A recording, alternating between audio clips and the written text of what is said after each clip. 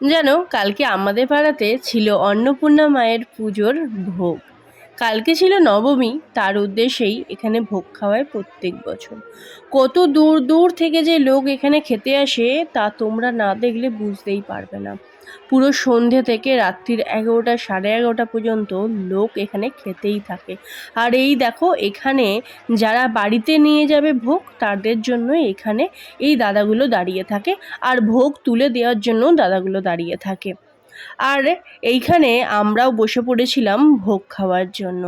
ভোগটা করেছিল কিন্তু একদম পিওর আতপ চালের, মানে গোবিন্দভোগ চাল না কামিনী আতপ বললে ওই চালের।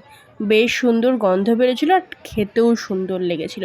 আমার মতো কোন পাগল আছে বলো তো যে পায়েস দিয়ে খিচুড়ি খায়? আমি খাই। ভোগের খিচুড়ি আমার পায়েস দিয়ে খেতে দারুণ লাগে। জানি না আর কার ভালো লাগে। যে যে খেয়েছো শেষে তো এর স্বাদ জানবেই।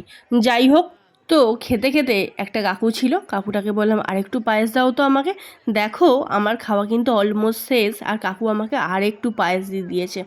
আর তার আগে একটু চাটনি দিয়েছিল, কিন্তু চাটনিটা পায়েসটা এমনভাবে দিয়েছে চাটনিটা পুরো ঢাকা পড়ে গেছে। তারপরে পাঁপড় দিল। খাওয়া টাওয়া শেষ করে যার উদ্দেশ্যে আর কি ভোগ খাওয়াচ্ছে তাদেরকে দেখাবো না, সেটা তো হতে পারে না।